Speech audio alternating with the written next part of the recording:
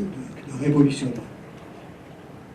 Bon, d'une part. D'autre part, la situation de ces femmes qui travaillaient dans les usines n'était pas reluisante.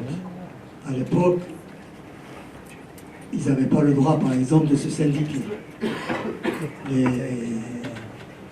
Les entreprises privées avaient la possibilité de ne pas avoir de syndicat. Donc, les travailleurs, femmes et hommes, étaient soumis totalement aux desiderata du directeur qui en faisait ce qu'il en voulait. Donc c'était un problème aussi intéressant à traiter.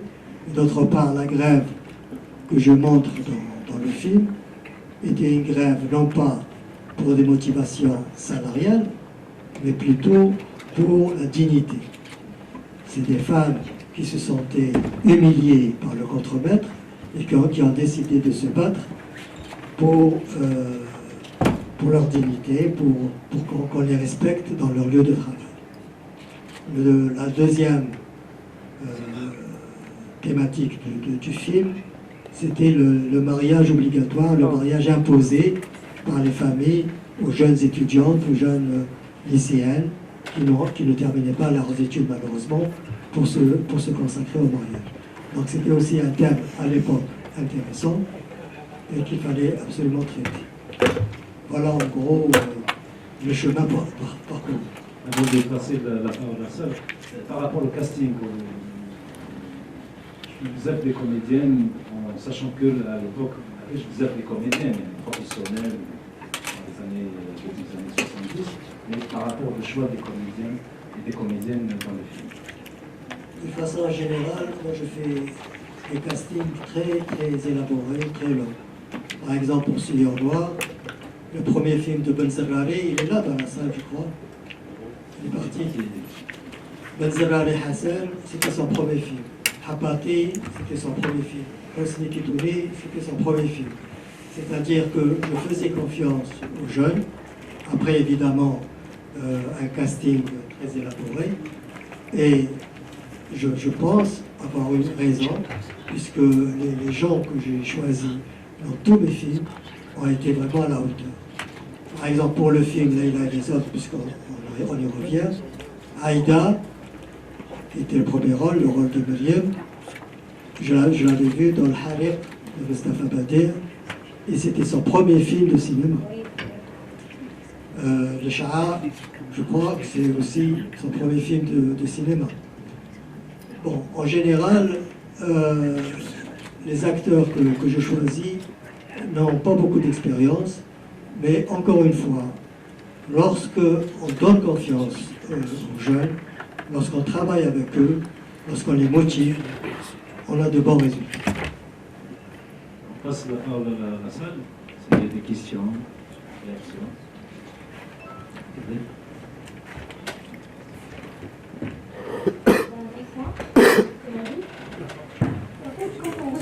Des films engagés féministes, on se plonge automatiquement vers les films de Madi.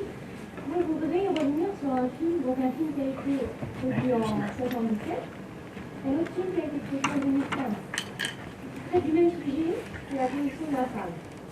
Et que j'aimerais bien que vous nous expliquiez, en 40 ans, le même sujet traité, qui a donné deux films différents entre l'un et les autres, et les autres ne l'ont pas fait. Donc j'aimerais bien avoir votre expérience durant ces 40 années. Donc qu'est-ce qui a finalement changé dans la condition de la femme, dans les sociétés algériennes, dans lesquelles les deux sont parents? Oui, c'est évident. Si on voit les deux films, on voit bien qu'il y a beaucoup de différences. On voit bien qu'il y a une évolution. Les personnages n'ont pas du tout le même niveau intellectuel. Dans Les Patios, par exemple, nous avons une notaire, c'est la propriétaire de la maison, une notaire. Nous avons une étudiante en informatique, nous avons une journaliste, nous avons une sage-femme. Alors qu'en 1977, la condition de la femme était assez précaire. On voyait des lycéens, des lycéennes et des ouvrières dans une usine. Donc vous voyez l'évolution. D'autre part, les problèmes posés dans le premier film sont différents les problèmes que je passe dans le patio. Dans le patio, il y a le problème de l'avortement. C'est la première fois que dans un film algérien, on parle de ce problème. J'espère qu'il sera traité un jour d'une façon radicale et d'une façon légale. On traite le problème de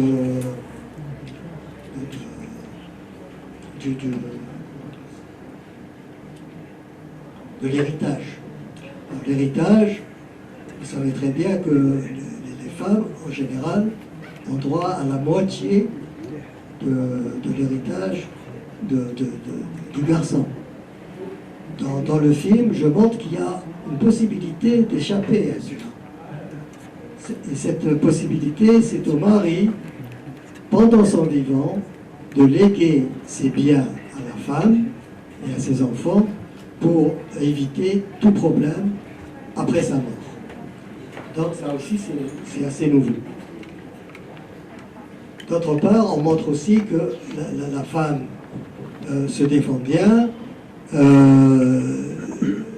conduit une voiture, elle suit des études supérieures, etc. Mais le problème qui se pose en 2015, c'est le problème du célibat. Alors le célibat, vous savez qu'en Algérie actuellement, il y a 7 millions de femmes célibataires sur une population de 42 millions. Alors comment en est-on arrivé là? Les femmes, d'une façon générale, suivent des études supérieures. Elles arrivent à un âge avancé pour le mariage.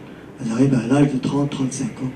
Et à cet âge-là, elles ont beaucoup de difficultés à trouver un mari, parce que les maris, d'une façon générale, acceptent de se marier avec une femme beaucoup plus jeune et, en principe, d'un niveau moins élevé, parce qu'ils veulent la dominer. Bon, dans ce cas, on trouve malheureusement beaucoup de femmes, encore une fois, célibataires. Mais elles se débrouillent très bien. Parce que là, dans le film, on voit bien comment elles s'organisent, comment elles arrivent à avoir une certaine harmonie entre elles, et elles arrivent à être plus ou moins, elles sont indépendantes, et elles peuvent trouver un certain équilibre dans leur vie. Et ça, c'est nouveau. Parce que dans les années 70, il n'était pas question qu'une fille vive seule, qu'une fille fasse des études supérieures loin de ses parents, etc. Donc vous voyez un peu les différences qu'il y a entre la société des années 70 et la société de 2015. On prend...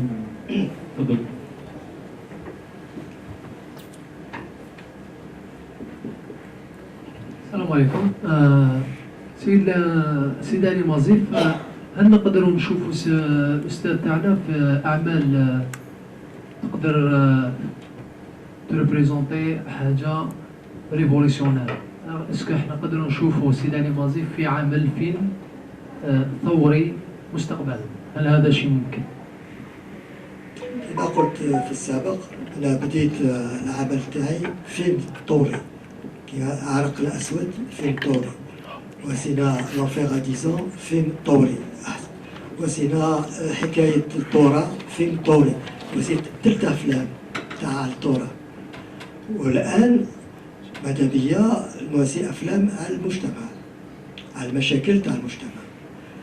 وفي السن اللي عندي دوك، عندي 75 سنة، يمكن نخلي الشبان ياخذوا المشعل ويبثوا أفلام أخرى إن شاء الله.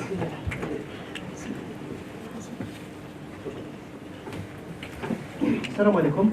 السيد علي مظيف، معظم الأفلام التي تناولتها تتحدث عن الحالات الاجتماعية وعن وضعية المرأة. هل يعتبر هذا بالنسبة إليك هو تخصص أم ماذا؟ السلام عليكم.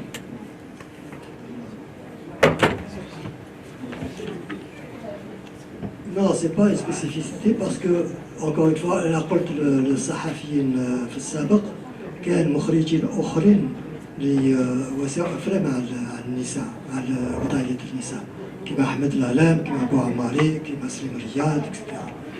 أنا نظن المخرجين حرين، كل واحد يواسي الأفلام على الذوق تاعو.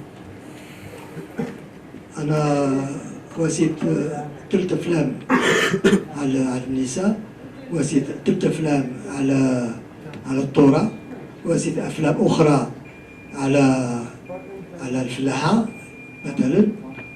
أنا نقول إنتاج محلول ما كاش مشكل.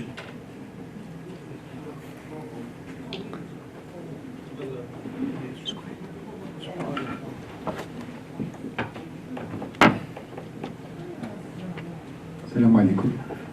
Le choix du musicien au violon là, pour le début et la fin, c'était dans le scénario déjà ou bien c'était improvisé sur place Parce que c'est intégral, c'est pas un acteur, d'après ce que je... Non, c'est pas l'acteur, c'était un vrai musicien de rue. Voilà. Et je voulais rendre hommage à ces musiciens de rue, à ces conteurs, parce qu'il y avait aussi à l'époque des gens qui racontaient des histoires dans les marchés. Donc c'était un peu pour leur rendre hommage que j'ai placé ce musicien qui était là à Bellecour, qui jouait vraiment. Mais comme je disais tout à l'heure, quand j'écrivais mon scénario, quand je faisais mon enquête, je l'ai vu, je l'ai découvert et je l'ai intégré dans mon histoire. Donc c'était pas du tout une improvisation, c'était voulu.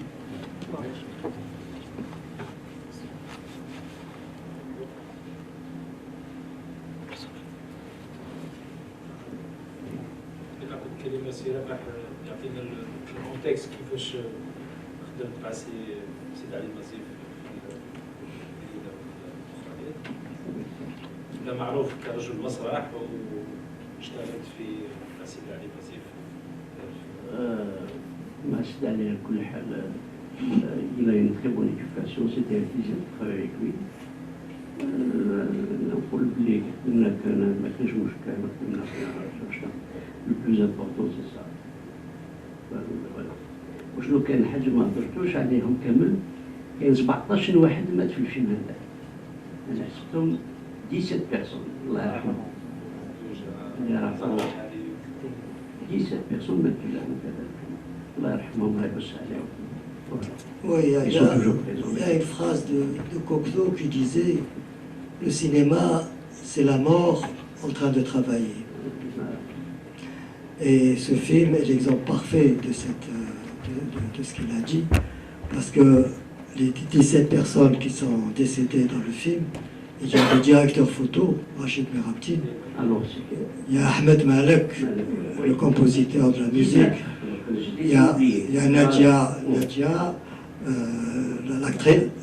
l'actrice principale, Zahra, la marieuse, enfin bref, Djouja, Ordelia, etc. Donc, enfin, bref. Oui.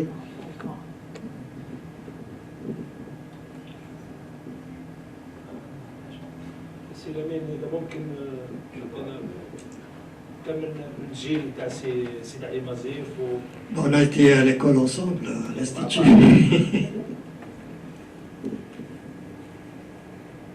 Oui, c'est vrai qu'on a fait,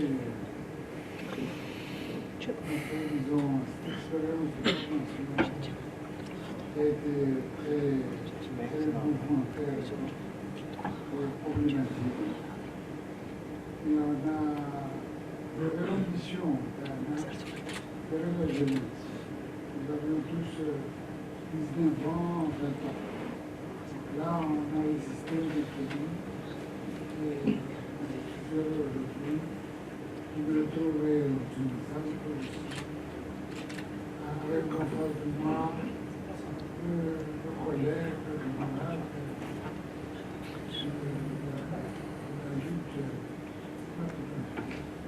Merci beaucoup. C'est un plaisir de voir ce film et en même temps un plaisir de voir des sensations. Et toujours, on est toujours partagé parce que à presque chaque changement de plan, on voit quelqu'un qui a disparu et quelque part on a un pincement au cœur. Merci. Comme je disais tout à l'heure, dans cette salle, il y a 50 ans, on venait voir des films qu'on disséquait à l'Institut du cinéma. C'est-à-dire, on voyait les films ici, et après, on remontait dans les salles de cours pour faire la critique du film, le disséquer, et sur la table de montage, on voyait comment était monté le film, comment il était organisé. C'est comme ça qu'on a appris à faire des films. Et la Cinémathèque a été une école fantastique pour tous les cinéastes. C'est-à-dire que la théorie ne suffit pas, il faut la pratique. Et la pratique, il faut voir les films, voir comment ça fonctionne. Et je dirais aux jeunes qui veulent faire du cinéma, il faut faire beaucoup de reportages, il faut faire des documentaires, il faut faire de l'assistanat pour comprendre un peu tous les rouages du système, pour essayer de se lancer dans le long métrage. Le long métrage, c'est quelque chose de très difficile, de très compliqué, parce qu'on a à gérer une centaine de personnes. Chaque personne a son caractère, et le réalisateur, étant le chef d'orchestre, a beaucoup de mal pour canaliser toutes ses forces. Mais c'est quand même un travail fantastique, parce que, je le dis, je le répète, le film, c'est un travail collectif. Le réalisateur ne peut rien faire seul. S'il n'est pas entouré par des gens de talent, un bon directeur photo, de bons acteurs, de bons techniciens, il ne réussira jamais à faire son film. Parce que le scénario, c'est une chose, le réalisateur, c'est aussi important, mais le collectif, c'est le collectif qui fait l'œuvre. Et ça, il faut le répéter à beaucoup de jeunes cinéastes qui croient tout connaître seuls. C'est pas vrai. Il faut faire confiance aux autres. J'aimerais bien revenir sur le contexte de la sortie du film. Dans les années 70, il y a le film de Lamine, il y a le film de Bouhamari, il y a pas mal de films d'une nouvelle génération de cinéastes de l'époque. Alors le succès commercial, les réactions des critiques, la presse des années 77, 78, quelque chose comme ça. Oui, moi j'ai été assez surpris parce que ce film a eu quand même 600 000 entrées dans les salles de cinéma. 600 000. 600 000, c'est-à-dire c'était un des plus gros succès avec l'Opium et le bâton, les vacances d'inspecteur Tahal, etc. Enfin, ce genre de film, succès populaire. Bon, j'étais le premier surpris et étonné, mais enfin, ça fait toujours plaisir d'avoir autant de spectateurs. D'autre part, il a une très bonne critique cinématographique de la part des journalistes algériens, mais aussi de la part de la critique internationale. Et ce qui m'a le plus étonné, c'est le public que j'ai rencontré en Asie. Ce film a été présenté au festival de Tashkent. C'est un film complètement inconnu. Et le plus étonnant, c'est qu'il y a eu 4 séances, et 4 séances, les salles étaient pleines. Les salles faisaient 600 places. Et j'ai reçu le premier prix à Tashkent pour ce film. Et j'ai reçu le premier prix aussi des femmes soviétiques pour ce même film. Le même film a été présenté aussi en Turquie, à Istanbul. Il a eu le même succès, peut-être parce que les problématiques que j'expose se ressemblent, ou les gens se sont reconnus. En tout cas, c'était vraiment pour moi beaucoup de plaisir de voir un public différent qui a vu ce film et qui a été intéressé. Madame, ouais. مرحبا بك. Je veux juste savoir, M. Mazik, quels sont vos projets à venir. Donc, Prochain film, Inch'Allah. bon, on ne peut juger de rien, on ne peut pas savoir. Pour l'instant, je n'ai pas de projet, parce que, comme vous le savez, la situation du cinéma algérien est catastrophique. On a beaucoup de difficultés à trouver le financement, on a beaucoup de difficultés à trouver des techniciens valables, et vous savez qu'il y a de moins en moins de salles de cinéma, donc faire des films pour qu'ils ne soient pas projetés, pour qu'ils ne soient pas vus, c'est pas la peine. Par exemple, le dernier film que j'ai réalisé, Le Patio, il a été projeté pendant une semaine ou deux dans une salle au Mougar. Et je ne suis pas du tout content parce qu'il aurait dû avoir une diffusion nationale. Et pour cela, j'ai été obligé d'accepter la proposition de la télévision algérienne, qu'il a diffusée sur le canal Algérie. J'ai dit, il vaut mieux qu'il passe à la télé, que j'ai présenté le film. Donc il a eu un impact, plutôt que de le laisser dans un tiroir, comme c'est le cas de plus de 50 films qui ont été réalisés depuis une dizaine d'années et qui n'ont pas été diffusés. تفضل.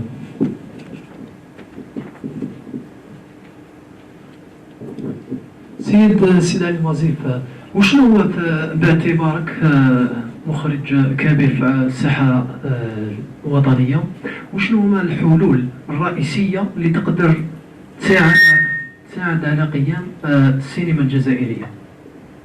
أهم الحلول الرئيسية اللي نقدروا بها نعاودوا نحيوا السينما الجزائرية. لازم إرادة ثقافية. لا ما كاش إرادة ما كاش ثقافة. هذه الحكومة هذه ماهيش مهتمة بالثقافة بصفة عامة. كاين مشاكل أخرى يمكن، ولكن الثقافة ما عندها حاجة فيها. الآن السينما راح تموت، أنا نظن ماتت. دوقاتيك ما كانش يا با دو سكري، ما كانش سر تاع الإخراج. كل مخرج عنده فن خاص، ولكن الحاجة الأهم هي العمل. يلزم الناس يخدموا يعملوا ويعطيوا الثقة للناس اللي يخدموا معاهم. هذا هو السر، ما كاش حاجة أخرى. السر في العمل. قبل ما نختموا هذه الحصة حابين نسمعوا السيدة عايدة كشود اللي عندها تجربة طويلة في السينما، في التلفزيون، في المسرح، وخاصة أنه كانت جو بروميير يعني في ليلى، يعني التجربة تاعك بعد دار سبيطار فيلم ليلى والأخريات. أنا نقول التجربة تاعي أنا كنت بنت الإذاعة والتلفزة الجزائرية، كنت عضو في المجموعة الصوتية. نوقف ولا ما نعطيهمش بظهري عيب؟ نوقف معليش نوقف. مو ماتر. أنا كنت عضو في المجموعة الصوتية، دونك تخرجت من المعهد الوطني. ما نحبش نقول درت ودرت ودرت، ما درتش، مازال نزيد نتعلم. نهار اللي عدت الحريق سيتي لا ميم شوز. كنت في المجموعة الصوتية، الأناشيد الوطنية، الموشحات العربية، دراسة القواعد الموسيقى العربية والأندلسية. يعني كنا أساتذة كبار، كنت نقرا في الانستيتيو ناسيونال دو ميوزيك بلوس لو كونسيرفاتوار، جي في لا ميوزيك. اي وشنو انا مثلت لوبيرا ليريك، شونتي اوبيرا، دونك جي في سا مي زيتود او كونسيرفاتوار. نهار اللي شافني مصطفى بادي ربي يرحمه، كان يشوفني في المجموعة الصوتية، جيتي توجور سوريونت، البراءة كيما يقولوا، لينوسونس تاع بلاكي. شافني راح قال للمدير كاريمون سي لامين مشيشي، قال له راني حاب هذيك عايدة يحيوي هذاك الوقت، قال له هذيك عجبتني باش نديها في المسلسل اون في غاتي لينوسونس. دونك انا طلعت للمدير، قال لي عايدة بنتي اجي واش تقولي لو كان تلعبي في السينما؟ قلت له لا سي لامين شوفي، قلت له كاين اللي راهم يديروا المسرح، راهم يديروا هذوك يلعبوا، انا ما نقدرش نلعب. قال لي لا يلزم تجربي حدك، تغني تمثلي ديري فنانة، يعني il faut être complète. Donc j'ai joué في الحريق et ça m'a c'est un monde pour moi, malgré j'étais في le plateau cinéma نغني والكاميرا قدامي تو، mais c'était pas la même chose parce que عندك un texte et en plus بديع ما كانش عنده سيناريو، c'était يعطي لك لو تكست حفظي في هذيك الدقيقة وتلعبيه، ماشي كيما دوقا النص ودع محمد ديب ربي يرحمه aussi. محمد ديب اللي هو دار فيكسيون à sa manière. دونك بديت المرحلة تاعي في الحريق، ومن بعد كي كملت الحريق سي نورمال زوجت، من بعد زادت عندي بنتي بعد عندك مشاكل عائلية شوفيها c'est vraiment la vérité et en plus mon mari c'est un artiste aussi mais عائلية كان عندي مشاكل لازم نقوم بداري بالشغل ديالي بالتربانية c'était pas facile mais كي عيط لي سيدي علي مازيد حبط قال لي فوالا tu vas jouer في السينما باش نقول لك جي بور انا تجيني ليومين العقده مازال تجيني غير بدا التورناج كرشي توجعني j'ai le trac jusqu'à présent j'ai peur et dès qu'il a discuté avec moi قال لي c'est un cinéma je dis oui mais le cinéma c'est un grand monde le cinéma c'est pas facile c'est vrai le cinéma c'est un monde هو واش قال لي واحد الكلمه قال لي un jour قلت له انا خوافه قال لي شوفي الكاميرا الى جلباتك هي الكاميرا هي الى حباتك تمشي معها ولا ما حباتكش يبقى tu seras jamais une grande artiste donc il m'a encouragée malgré il avait des difficultés قال لي جيب بنتي شكون يشدها لي وشكون هذه مصيبه كبيره وسايسني كان يعالج في المرأة الجزائرية et effectivement et c'est grâce à lui Dorka que j'ai appris le cinéma, j'ai fait avec des jeunes, j'ai tourné avec des jeunes, avec d'autres. Monsieur Lamine Mardah ayat le miroir brisé. Donc j'ai tourné avec Monsieur Lamine Mardah et j'ai travaillé avec des grands maîtres que j'ai appris.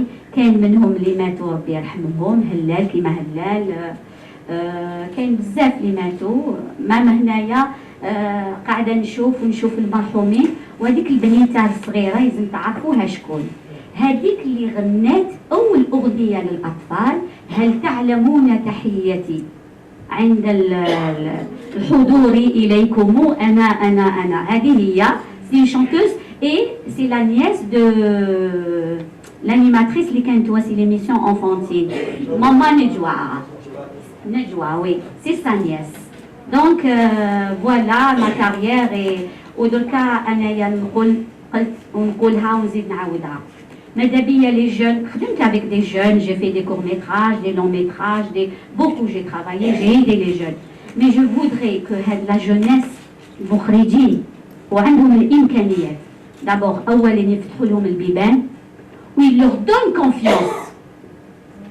donnent confiance mais il ne faut pas critiquer notre production parce que l'Algérie quand elle allait à l'étranger présenter leur pays, eh ben le pays il était top. Et l'Algérie, la cinémathèque, quand j'étais très jeune, j'allais souvent au cinéma.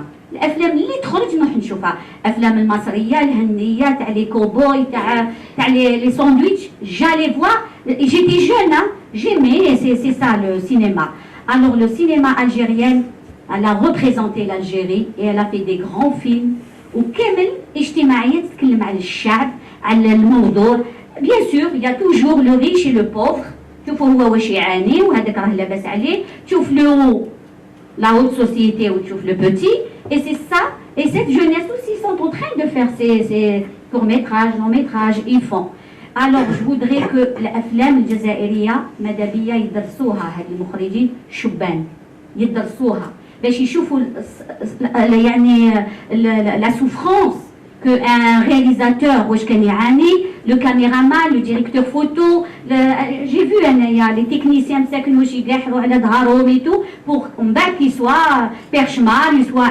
ingénieur de son soit ما كانش جاتهم سهله كانوا يصعبوا alors انا ماذا بيا لي جون هادو ادرسوا الافلام الجزائريه تاعكم ادرسوا المسلسلات واعطيوا رايكم وي لا كريتيك مي بروني توجور لي ماتر الاساتذه يديكم باسكو راهم رايحين وما تديوش لي زيدي عليهم اي دوماج باسكو كاين اللي راحوا بزاف وعلاش لو مارشون دو غيف دو افتيسان صباح صغيره كومام il parle aussi de la femme algérienne اللي تروح تتصيب روحها elle travaillait dans un cabaret il montrait et c'était Chafia Bouda qui était sa maman et il y a beaucoup de choses les on peut faire et on est très riche on fait notre histoire on fait الافلام والاخر كثرت عليكم بالك الهضره en tous les cas je vous remercie j'ai vu beaucoup de morts ici et ça m'a fait de la peine قعدت غير انا وشافيه بودراع سيد علي العزيز مازال نوريا et ben je vous souhaite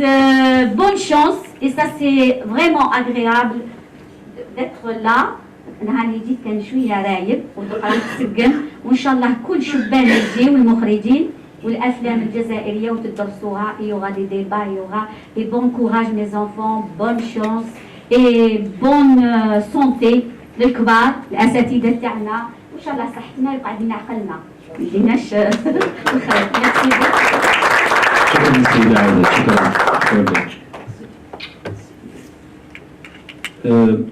إذا تسمحوا لي قبل ما نختموا الحصة نوقف دقيقة صمت ترحما على الفنان الجزائري اللي فقدناه اليوم، جمال علام.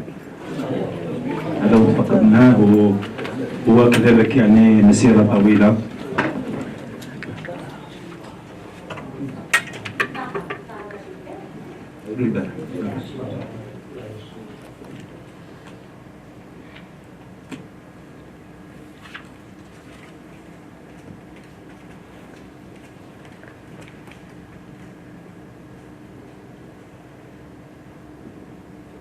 شكرا.